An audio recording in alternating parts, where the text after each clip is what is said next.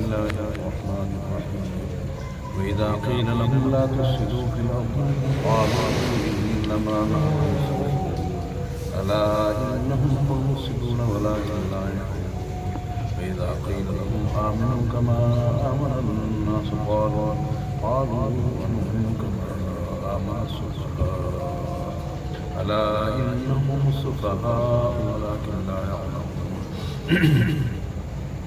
وإذا لقوا الذين آمنوا قالوا آمنا وإذا خلوا إلى شياطينهم قالوا إنا معكم إنما نحن مستهزئون الله يستهزئ بهم ويمدهم في طغيانهم يعمهون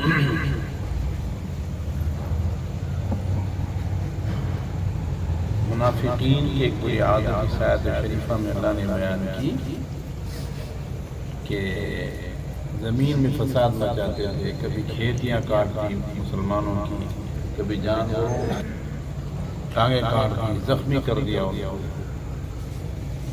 باغات میں نقصان پہنچا دیا، تو ان سے کہا جاتا کہ زمین میں فساد نہ مچاؤ، تو کہتے ہیں انما نحن مصلحون، ہم تو اصلاح کرائیں۔ گویا کھیتی کاٹنا، جانوروں کو نقصان پہنچانا، باغات کو نقصان پہنچانا، ان کے نزدیک یہی اچھائی تھی۔ صحابہ کرام منع کرتے فساد مت مچاؤ، کھیتیاں مت کاٹو، جانوروں کو زخمی مت کرو، باغات میں نقصان مت کرو، تو کیا کہتے ہم تو اصلاح کریں۔ گویا انہوں نے فساد کو اور خراب کرنے کو ہی اچھا کام سمجھ رکھا۔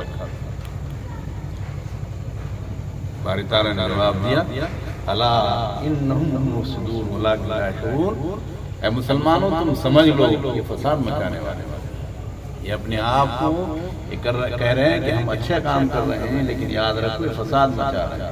اور اللہ سبحانہ وتعالیٰ ٹنکے کی چوٹ کہہ رہے ہیں، الا حرف تنبیہ، خبردار ہو جاؤ، غور سے سنو، انہم هم المفسدون، یہی لوگ فساد مچا رہے ہیں، ولکن لا یشعرون، لیکن سمجھ نہیں رہے۔ یہ سوچتے تھے کہ ہمارے سارے کام اچھے ہیں، لیکن یاد رکھو کام وہ اچھا جس کو سب اچھا، جس سے نہ انسانوں کو تکلیف ہو، نہ جانوروں کو تکلیف ہو، نہ اللہ کی مخلوق کو تکلیف ہو، ایسا کام اگر ہے تو وہ صلاح کہلاتا ہے۔ اور جس سے کسی انسان کو تکلیف ہو جائے، جانور کو تکلیف ہو جائے، اللہ کی کسی مخلوق کو تکلیف ہو جائے، اس کام کو اچھا کام نہیں کہا جاتا، وہ فساد ہی کا کام ہے۔ مگر انہیں سمجھ نہیں، یہ سارے کام ایسے کر رہے ہیں جس سے انسانوں کو نقصان، جانوروں کو نقصان، اللہ کی مخلوق کو نقصان ہو رہا ہے، اور پھر بھی اس کو یہ اچھا کام۔ اللہ سبحانہ و تعالیٰ فرما دے ان کا سمجھ والا معاملہ ہی ختم ہو گیا، سمجھ ہی ان کی ختم۔ بھینگا ہوتا ہے نا، بھینگا وہ ایک کے دو دیکھتا ہے، ان کا کام یہ، ان کی عقلیں ہی اللہ سبحانہ و تعالیٰ نے خراب کر دیا۔ جب ان سے کہا جاتا ہے کہ زمین میں فساد مت کرو، تو کہتے ہیں انما نحن مصلحون، ہم ہی اصلاح کرنے والے ہیں۔ ان مسلمان اور اللہ کے نبی صلی اللہ علیہ وسلم اچھے کام نہیں کر رہے، ہم ہی اچھے کام کر رہے ہیں۔ اللہ فرماتے ہیں سن لو اپنی طرف سے، یہی لوگ فساد مچانے والے ہیں، لیکن یہ سمجھ نہیں، ان کو شعور نہیں، عقل نہیں، بے عقلی کے کام کر رہے ہیں۔ وَإِذَا قِيلَ لَهُمْ آمِنُوا كَمَا، یہ اہم چیز ہے جو اس آیت میں ذکر کی ہے، ہم سب کے لیے بڑی مفید بات۔ جب ان سے کہا جاتا منافقین سے کہ ایمان لاؤ، جیسے کہ صحابہ ایمان لائے، جیسے صحابہ ایمان لائے، ان سے کہا جاتا ہے ایسے نا ظاہر تمہارا اندر کفر چھپائے ہوئے ہو، اور ظاہر میں لا الہ الا اللہ محمد رسول اللہ کہہ رہا، ایسا نہ کرو، بلکہ دل سے بھی لا الہ الا اللہ کہو اور زبان سے بھی لا الہ الا اللہ کہو، جیسے کہ صحابہ کرام نے زبان سے بھی لا الہ الا اللہ کہا ہے، اور دلوں میں بھی ان کے لا الہ الا اللہ محمد رسول اللہ ہے، تو تم بھی ایسے ایمان لے آؤ۔ تو کیا کہتے ہیں؟ وہ تو بیوقوف، وہ تو کیا ہے؟ بیوقوف۔ ہم ایسے ایمان لے جیسے بیوقوف ایمان، صحابہ کرام کو بیوقوف قرار دے رہے ہیں۔ اللہ سبحانہ و تعالیٰ فرماتے ہیں خبردار ہو بیوقوف یہی لوگ۔ تو اب ہمارے مطلب کی ایک بات یہاں یاد رکھیے، ہم سب کے لیے یہ علماء بھی موجود ہیں اصل کسوٹی ہمارے ایمان کی اور ترازو ہمارے ایمان کی اور فرق ہمارے ایمان کی صحابہ کرام ہیں. اگر ہمارا ایمان صحابہ کرام جیسا ایمان ہے تو اللہ کے یہاں قبول ہوگا. اگر ہمارا ایمان صحابہ جیسا ایمان نہیں تو اللہ سبحانہ و تعالیٰ کے یہاں قبول نہیں. قرآن کریم نے کہہ دیا آمنو کما آمن الناس، ایمان لاؤ اے لوگوں جیسے کہ صحابہ کرام ایمان لائے. جیسے صحابہ کرام ایمان لائے، اگر ہمارا ایمان ایسا ایمان ہے تو قبول ہوگا. اگر ہمارا ایمان ایسا ایمان نہیں تو اللہ کے یہاں قبول نہیں. ایک حدیث پاک میں ہے اصحابی کالنجوم یہی بہترین، میرے صحابہ ستاروں کے مانند ہیں، اس کا بھی دامن پکڑو گے کامیاب ہو جاؤ. صحابہ کی شان عظیم ایسی شان ہے. حضرت حذیفہ رضی اللہ تعالیٰ عنہ مشہور صحابی دریا دجلہ کے قریب دفن تھے. 200 سال ان کو دفن ہوئے ہو گئے تھے. ان کی قبر میں پانی آ گیا. بادشاہ وقت کی خام میں آئے کہ ہماری لاشوں کو نکالو، ہماری قبر میں پانی آ رہا.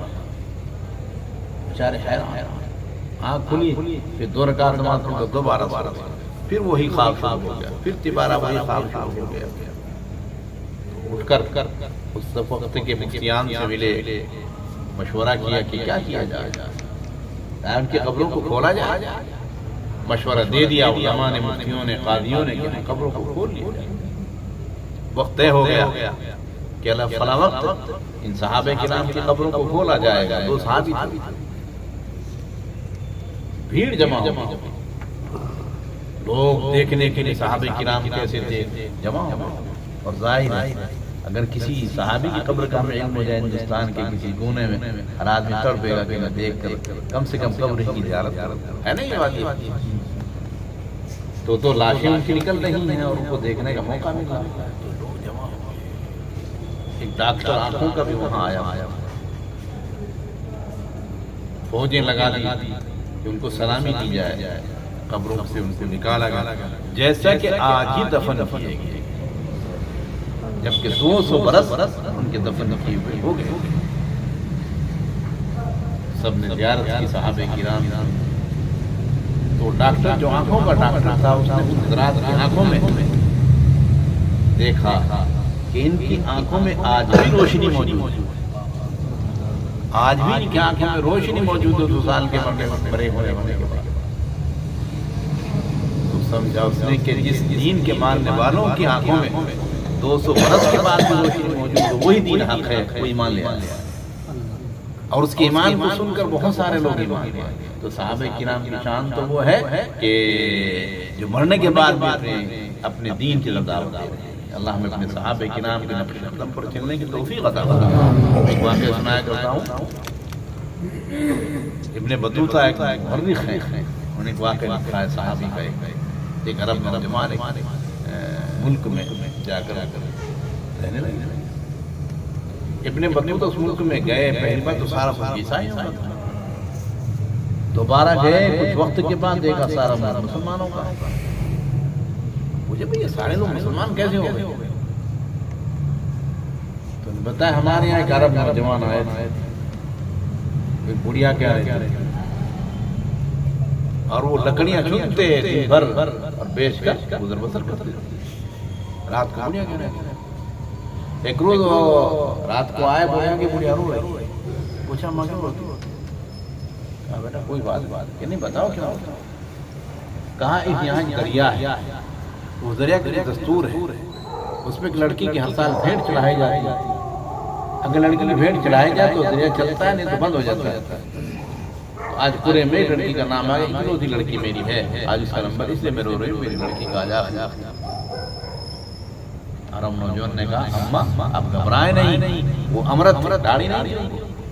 انہوں نے کہا مجھے کپڑے پہنا، مجھے دلہن بنا. اس کو دلہن نہ آ جاتا تھا لڑکی، اور پھر وہ اس کے درے کے حوالے کر کہ مجھے دلہن بناؤ، میں کبھی گا. بوڑھی ماں نے کہا نہیں بیٹا مجھے میں کیسے بناؤں کہ نہیں. وہ اصرار کیا، اس کو دلہن بنا دیا. سرکاری گاڑی آئی، اس کو اٹھا کر لے کر چلی گئی. سمندر کے کنارے کے عبادت خانے بنے ہوئے تھے، ان عبادت خانوں میں اس کو چھوڑ دیا تھا اور صبح کو لاش اس کی سرکاری گاڑی اٹھا لے جاتی. تو اس کو وہاں چھوڑ دیا گیا.